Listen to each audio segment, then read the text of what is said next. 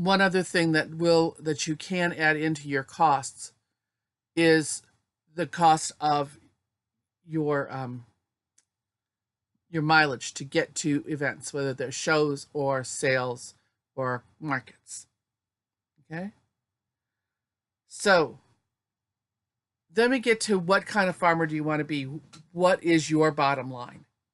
And for most people, the bottom line is economic. I actually have a more holistic bottom line, and I would recommend anybody who's intrigued by this concept really look at Alan Savory's books and the Holistic Management International System. Rather than look strictly at your bottom line, it looks at three parts of a bottom line. One is your personal satisfaction, one is your economic satisfaction, and then the other is what is your environmental satisfaction. So, are you happy doing what you're doing? Are you making enough money doing it, what you're doing? And are you damaging the planet by doing it? So, that way, to me, that's really important. That triad is critical. To do a holistic plan means getting your whole family involved in talking about what is important to them so that you trade off. Maybe the bottom line, you could maybe make more money if you worked yourself to death. Maybe you could make more money if your child wasn't in 3 different extracurricular sports, but your child really wants to be in extracurricular sports. Excuse me. So where's the trade-off? How do you work that out? That's where a holistic management plan comes into play. So I would recommend that you, especially in these days, look at a holistic plan. It does include your economic bottom line, but within every economic decision is also that personal and environmental aspect to that decision. Can you live with the after effects of this choice? Okay. Then we come to actually building your herd. And many people just buy their animals from what's close by. And that's a good way to start. But you're eventually going to have to deal with adding some diversity to your herd. There are different ways you can add that diversity. You can buy in bucks from another farm or does from another farm. You can, and that farm might be nearby, or it could be far away. Don't shy away from shipping. I've shipped animals in from Montana and from Wisconsin. I brought in animals from Texas, although not in a conventional way. I've shipped dogs in from Wisconsin and Ohio. So transports can be either airline or ground driven. You can go get them. Maybe you can meet in the middle. I frequently sell to people in New York State, and we meet at Albany, New York, which is 3 hours from me. And sometimes it's further from them. I have some connections out near the Finger Lakes too, so I might go a little further west. But I will make arrangements to meet people halfway rather than stress the animal out to ship. But if you are shipping, don't be afraid of it. It's not as expensive as you think it is. And if you get it, like I got an animal that I brought up from Texas. I couldn't find her bloodline close by. There was no way I could. And it was a bloodline that I definitely wanted in my farm. There's no way I could drive down to Texas and pick her up. And I was told that the owner of that goat didn't ship, didn't sell to strangers, didn't advertise, didn't show. Well, that sounded like the Howard Hughes of goats. And actually, it was an elderly woman whose all of her help were illegal aliens. So they don't go to the airport. I don't blame them. She doesn't show because it's hard for her to show. Since she doesn't show, she doesn't get out to meet other people. But I was able to talk with her, and she knew who I was, and we were able to make a deal where I had my in-laws go to the farm and pick up the animal, so nobody had to go to the airport.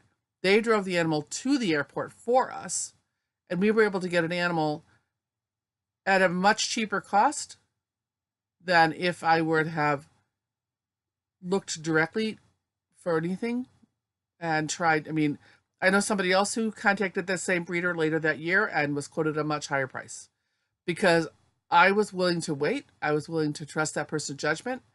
Um, and it worked out pretty well for me. I won't say perfectly, but pretty well for me. So don't be afraid to ship in. The animals can travel pretty well, especially babies, although you have to worry about weather. But those expenses are also rolled into your cost of doing business. Um, but if you don't bring in some fresh genetic diversity, then you're going to run into some problems later on. How soon you're going to run into those problems depends upon how diverse your herd is. But I now have animals from Rosasharn, from, I got to think a second, Joby, Gaymore, Ponders End, Old Mountain Farm, 20 years ago, Split Creek, Cornerstone Farm, and then I had, they're no longer in my herd, but I did have one from the Lee Star line. Some of my animals have flat rocks in them, but I'm very particular where I get my animals from. They will need to share a lot of the same ideas that I have. So think about that when you're building things. Some of the other expenses you're going to have to run into is blood tests for diseases, for DNA. ADGA is now requiring that bucks be DNA'd. Pregnancy tests, possibly, if you can't be patient. And then ultrasound. And ultrasound is another way you can bring money in. You may buy an ultrasound machine for yourself. In some parts of the country, they do ultrasound parties. But it's kind of nice to know whether the animal's bred or not and be able to see how things are growing. Ultrasounds are not excellent, helpful things at the beginning or the end of a pregnancy, but in the middle, they can give you an idea of how many kids you're looking at and whether your doe took. If you're going to venture into the world of artificial insemination or embryo transplant or transfer, you will need to have an AI tank and a regular filling service available to you to refill that liquid nitrogen. You will need to have straws and have semen collection done.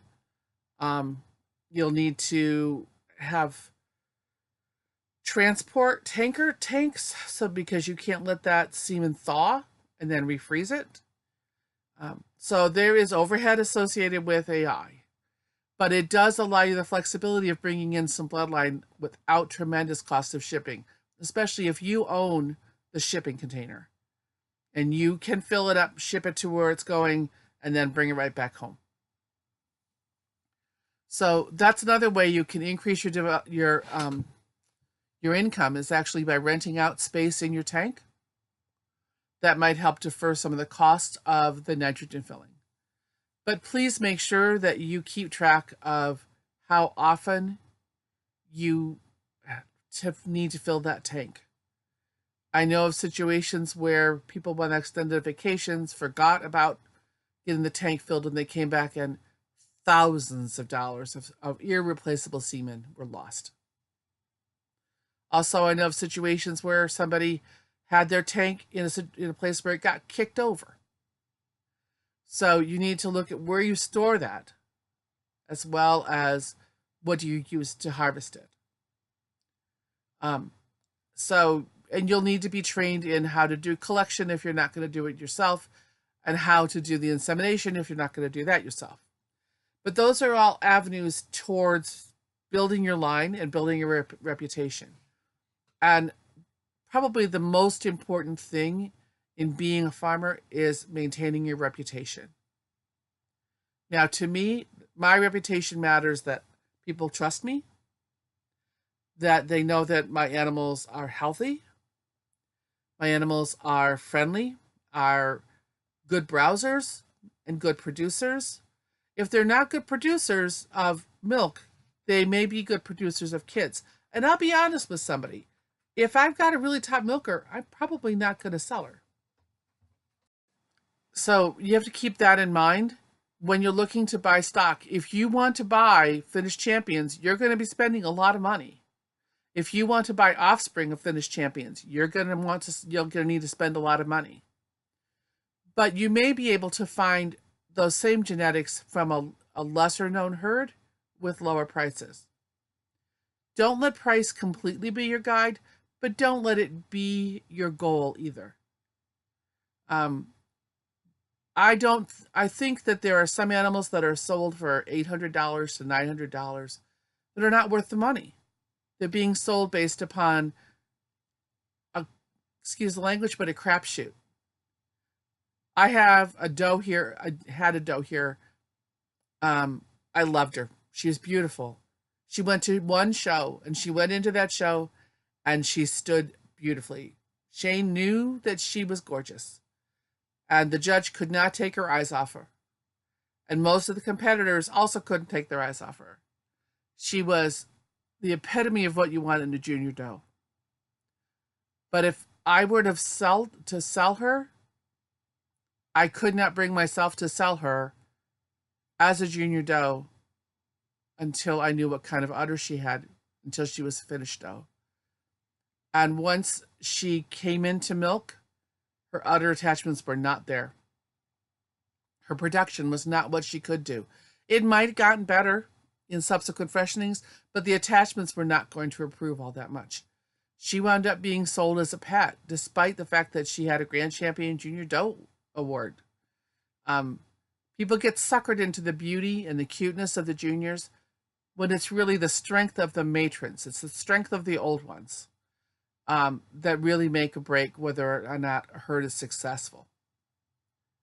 So if you're looking at herds, you want to look at consistency in their production. Not consistency of show, but can you look at that animal and say, that is that kind of animal? You can look at Rosasharn and you can see Rosasharn. You can look at Hames and Axel and you see Hames and Axel. There are other herds you look at it and you don't see where they're from. Okay? So it takes a while to develop that predictability. It takes a while to develop a line. Don't get suckered into buying a herd name. You'll be spending a lot of money that you don't need to spend. You want to look for consistency in the offspring, consistency in the production, and I like to see the longevity in the adults. I want to see where they are when they're 9 and 10 years old. Are they still producing? Have they held up? Does that udder still look decent? Are they still up on their pasterns? Those are things that I look for in building my herd. Unfortunately, most people look at, it's a pretty color, isn't it cute? Wow, look at the show lines. Wow, look at the milk stars. Milk stars are a good indicator, but not a foolproof one. Because you can have does, and I've had them here, that were 7 generations of star level milkers. And then they get crossed with the buck that didn't produce. It wasn't an advantageous cross. And the doe puts out enough milk for the babies and then dries up.